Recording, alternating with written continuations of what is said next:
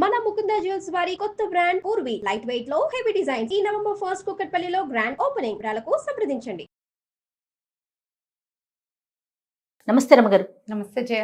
రమగారు, చందమామ కథ ఒకటి చెప్పుకుందామండి. మాచిరాజు కామేశ్వరరావు గారి కథలు చెప్తున్నాను. అవునవును. ఒక కథ చెప్తాం భారతి. పూర్వం అంట ఒక పల్లెటూరులో పార్వతమ్మ అని ఒక ముసలావిడ ఉండేది. పార్వతమ్మ కుటుంబం లేదు ఆవిడకి. ఏదో కొంచెం చెయ్యి అవుడో ఏదో కూడా పాపం ఈ అంగవైకల్యంతో పని చేసుకుని బతకలేక భిక్షాటం చేసి పొట్ట పోసుకునేది పెద్ద ఆవిడ. అయితే ఈ భిక్షాటం చేసుకునే క్రమంలో ఆవిడకి ఒక 5-6 సంవత్సరాల పిల్లవాడు ఒకడు దొరికాడు, అనాథుడు. ఎవ్వరు లేరు పాపం వాడికి. ఆ పిల్లాడి పేరు అనంతుడు. ఆ అనంతుడిని చేరదీసింది, తనతో పాటు తిప్పుకునేది. పిల్లవాడి పాపం చదువుకుంటాడని వాడిని స్కూల్లో చేర్చి పాఠశాలకు పంపించి తను భిక్షాటంతో పిల్లవాడిని పెంచి పెద్దవాడిని చేసింది. ఏదో 10 పైసలు దాచుకుని వాడికి తిండి తిప్పలు చూసి తను తెచ్చిన తిండి వాడికి పెట్టి వాడికి ముందు పెట్టి వాడి పొట్ట చూసి పిల్లవాడిని పెంచింది. కొంచెం పెద్ద క్లాసులకి చదువుకొచ్చాక వీడు తెలివిగలవాడు, చక్కగా చదువుతున్నాడని బళ్ళు అయ్యగారులు వాళ్ళు వీళ్ళు వాడిని పై చదువులకు కూడా చదవాయిచ్చారు. మెల్లిగా పెద్ద చదువులు అయ్యాక వాడికి చక్కటి ఉద్యోగం వచ్చింది, ప్రభుత్వ ఉద్యోగం. వచ్చేసరికల్లా వాడన్నాడు, అవ్వా నువ్వు ఇంకా ఈ రోడ్ల మీదకి వెళ్ళబోక, పెద్దదాని అయిపోయా, ఓపిక కూడా లేదు, హాయిగా ఇంట్లో ఉండు, మంచి ఉద్యోగం వచ్చింది అని చెప్పి ఆవిడని ఇంట్లోనే ఉంచుకున్నాడు. అవ్వ మనవడు కలిసే ఉండేవాళ్ళు. వీడికి చక్కటి ఉద్యోగం వచ్చిందిగా చుట్టుపక్కల వాళ్ళంతా మానవుడికి పెళ్లి చేయవా అనేవాళ్ళు. పెళ్లి సంబంధాలు వచ్చినాయి. ఈ పెళ్లి సంబంధాల్లో ఎట్లాగా ఈ అబ్బాయి ప్రభుత్వ ఉద్యోగం అవటం, చూడడానికి చక్కగా ఉన్నాడు, బుద్ధిమంతుడు, కష్టపడి చదువుకున్నాడు, ఈ లక్షణాలు చూసి ఎవరైనా పిల్లనిస్తారు. ఇక వాడి కులగోత్రాలు అడగకుండా. ఇప్పుడు కూడా అలా చేస్తారు కదా జయ. అయితే మంచి సంబంధాలే వచ్చినాయి. వస్తే పొరుగుళ్ళో ఉన్న ఒక ప్రభుత్వోద్యోగి కుమార్తెని ఈ అబ్బాయికి ఇచ్చి పెళ్లి చేశారు. ఆ పిల్ల పేరు అమల. తల్లికి, మా అవ్వకి మానవుడికి ఇద్దరికి నచ్చింది పిల్ల, చక్కటిది, బుద్ధిమంతురాలు, పని పాట చేస్తుంది. సరే పెళ్లి చేసుకున్నాడు. అతను రోజు ఉద్యోగానికి వెళ్ళిపోయేవాడు, ఆ పిల్ల ఇంట్లో ఉండేది. అయితే పిల్ల చక్కగా వంట తంటా చేసి పెట్టేది, కానీ ఇతనికి వంటగా ఉండేది. ఈ బిచ్చగత్తకి నేను ఎందుకు వంట చేసి పెట్టాలి?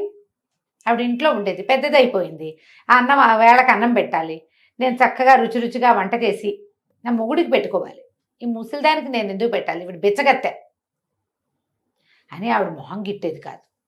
ఏదో పిల్లి మీద ఎల్లి మీద పెట్టి తిట్టేది. అడుక్కు తిన్నప్పుడు వచ్చినట్టుగా ఇప్పుడు ఎటా వస్తాయి అలాంటివి కూడా ఏవో అనేది, నచ్చేది కాదు.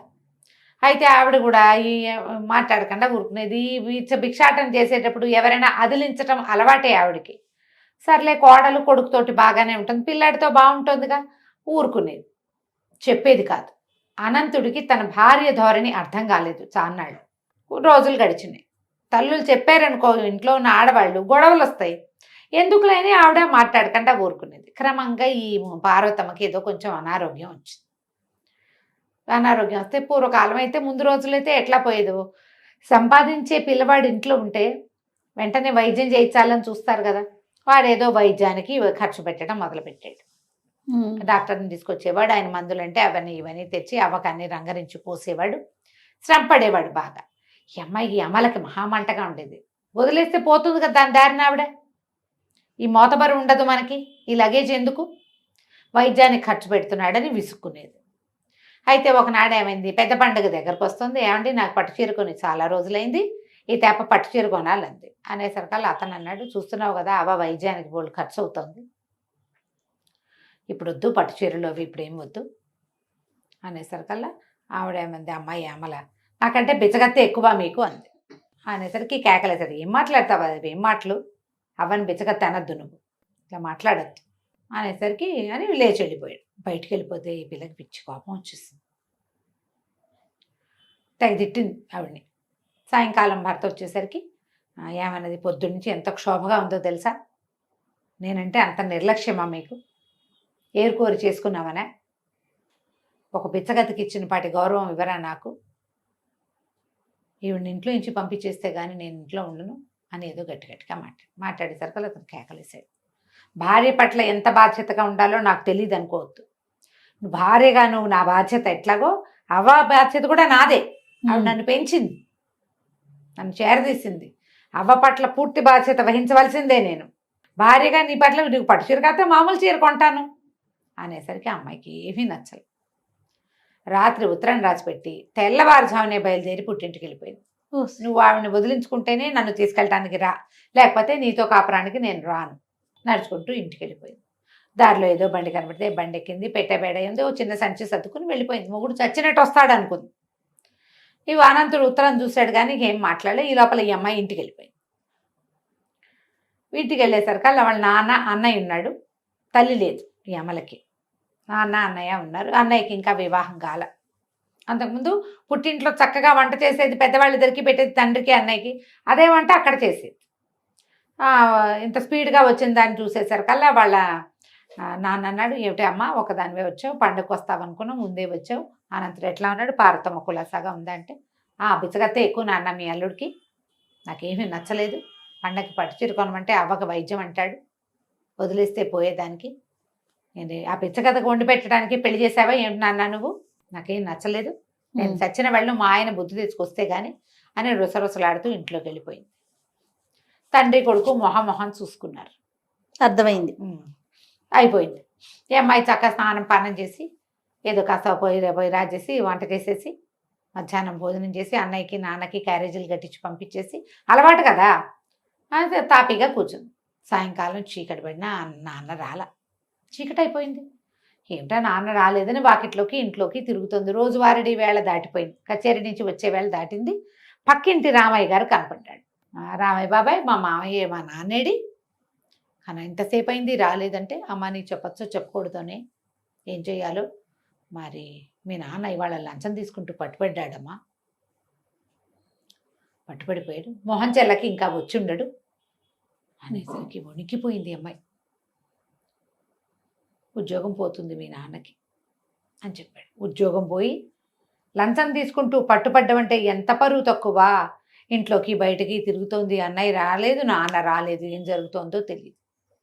వాకిట్లో కూర్చుంది చాలాసేపు. ఇంతలో పెరట్లో ఏదో అలికిడయ్యి గబగబా పెరట్లోకి వస్తే వాళ్ళ నాన్న ఏదో కాగితం రాసి కాగితాన్ని నూతిగట్టు మీద పెట్టి ఎక్కడికో వెళ్ళిపోతూ కనపడ్డాడు. పరిగెత్తుకుంటూ వెళ్ళింది. నాన్న ఉండు నాన్న అని ఆ కాగితం పట్టుకొచ్చింది.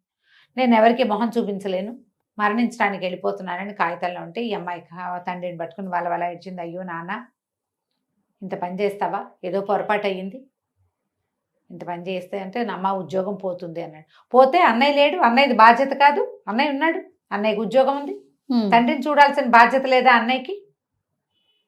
తండ్రిగా తన బాధ్యత, కొడుకుగా తన బాధ్యత నిర్వహించడా? వింటూ ఉండదు ముందుగానిలే నాన్న, పోతే పోయింది ఉద్యోగం, పోయినా సరే నీ కొడుకున్నాడు, కొడుకుదే కదా నీ బాధ్యత, మమ్మల్ని వదిలిపెట్టి ఇట్లా అన్యాయం చేయకు నాన్న అని కావలించుకుని ఏడ్చింది. అన్నయ్య లోపలికి వచ్చాడు. బాధ్యత సంగతి సరే, నాన్న చూడు ఇంత పనిచేశాడు, లంచం తీసుకున్నాడు, పట్టుబడ్డాడు, పరువు పోయింది, అసహ్యం వేయట్లేదు నీకు నాన్నంటే అన్నాడు. అంటే అసహ్యం ఎట్లా వేస్తుంది, నాన్న వల్ల ఏదో పొరపాటు అయింది, తండ్రిగా నా గౌరవం వీసం ఎత్తు తగ్గల, అమ్మ చనిపోతే మన ఇద్దరిని పెంచి పెద్ద చేశాడు, నాకు పెళ్లి చేశాడు, రేపు నీకు పెళ్లి చేయబోతాడు, ఇల్లు బాకిలి ఏర్పరిచాడు, ఇంకేంటి నాన్న ఏదో వల్ల ఏదో పొరపాటు అయింది, నాన్నని ఎందుకు అసహించుకుంటాం మనం అన్నది. సరే, సంఘంలో పరమ తప్పుగా భావించే లంచం తీసుకుంటున్న నాన్నేమో నీకు అసహ్యంగా లేడు, కొడుగ్గా నేను బాధ్యత వహించాలంటున్నావు, మరి అవకరంతో పొట్టపోసుకునే దారి లేక భిక్షాటం చేసిన పార్వతమ్మ అంటే నీకు అసహ్యం, ఆవిడికి రోడ్డు మీదకి దొరికి, నేను సొంత పిల్లల్ని చూశాడు నాన్న గొప్ప నీకు, రోడ్డు మీద దొరికిన అనంతుణ్ణి ఆవిడ పెద్ద చేసి వాడికి ఒక ఉద్యోగం, వాడి జీవితం ఏర్పరిచి వాడికి ఒక పెళ్లి చేసి వాడి పెళ్ళాన్ని చీత్కరిస్తున్నా నోరు మూసుకుని వాళ్ళ ఇంట్లోనే ఉంటున్న పార్వతమ్మకేమో ఏ విలువ లేదు, ఆవిడంటే నీకు అసహ్యం, ఆవిడ బిచ్చగత్తె, కాలు చెయ్యి అన్నీ ఉన్న నాన్న లంచం తీసుకోవచ్చు, లంచగొండ ఎక్కువ బిచ్చగాడు ఎక్కువ అంటే ఎవరిది ఎక్కువ తప్పు, బిచ్చగాడిది తప్పు కాదు, అంతేగా, వాడికి వేరే చారలేదు, లంచగొండి తప్పు అనేసరికి అమ్మాయి వెంటనే గటక్కమని అంది లోపల. నిజం కదా, నాన్న బాధ్యతగా పెంచాడంటే నాన్నకి పుట్టాం కాబట్టి నాన్నది బాధ్యత, పరాయి బిడ్డ ఎవరో రోడ్డు మీద దొరికిన పిల్లవాడిని 6 ఏళ్ల వాడిని చేరదీసి నాకే బరువు, నీకు నేనెక్కడ పెడతానని ప్రపంచమంతా తోసేసిన వాడిని దగ్గర పెట్టుకుని వాడిని ప్రయోజకుడిని చేస్తే నేను తప్పు చేశాననిపించింది. ఆవిడ అందే, అన్నయ్య నన్ను క్షమించు, నేను తొందరపడ్డాను, మీరు అన్నీ ఆలోచించి నాకు పెళ్లి చేసిన నేను అమ్మమ్మని అవ్వని ఇట్లా తక్కువ చేశాను, నాన్నకు ఉద్యోగం పోతుందో ఏమిటో అన్నయ్య, పాపం కాస్త నాన్న సంగతి జాగ్రత్తగా చూసుకుంటావా, నేను మా ఇంటికి వెళ్ళిపోతాను. అన్నయ్య నవ్వాడు. నాన్న ఉద్యోగం పోలేదు, ఆయన లంచం లంచం తీసుకోలేదమ్మా. నీకు అర్థమయ్యేలా మేము ఎన్ని మాటలతో చెప్పినా నీకు అర్థం కాదు. మేము చెప్పితే సిచ్యువేషన్ వస్తే కానీ నీకు తెలియదు కదా. నీ నెత్తి మీదకి వస్తే నీకు అర్థమైంది. పక్కింటి రామయ్య బాబాయ్ మేము కలిసి ఈ నాటకం ఆడాం. నాన్న ఉద్యోగం పోలేదు. నీ మొగుడు లంచగొండు కాదు, బుద్ధిమంతుడు. మన నాన్న మేము కూడా అంతేనమ్మా. మనుషులు ఎలా ఉండాలి, పరిస్థితులను బట్టి అవతల వాళ్ళకి మర్యాద ఇవ్వాలి. నీకు వాకిట్లో వచ్చిన బిచ్చగత్తె వేరు, వాళ్ళని కూడా మనం చీత్కరించకూడదు. వాళ్ళ గతి గడుకుపోయి వచ్చారు, ఇస్తే పెడితే పెట్టు, లేకపోతే చీత్కరించకూడదు. మనం తప్పు. మనలాంటి మనుషులే వాళ్ళు కూడాను. ఉంటే పెట్టు, లేకపోతే పైకి వెళ్ళినాయనా అని చెప్తే సరిపోతుంది. పెంచినమ్మా అని ఇట్లా అనొచ్చా ముసలిదాన్ని పాపం అనేసరికి ఆ అమ్మాయి బట్టలు సర్దుకుని చిన్న మూట తెచ్చిందిగా, ఆరేసిన బట్టలు మూటలో సర్దుకుని నేను మా ఇంటికి వెళ్ళిపోతున్నానని వెళ్ళిపోయింది. కథ కంచికి మనం ఇంటికి. చాలా బాగుంది రమ్మగారు. చిన్న కథ అయినా ఎంత బాగుంది. చాలా చాలా బాగుంది. కొడుకు బాధ్యత అంతే. నమస్తే. నమస్తే జయ.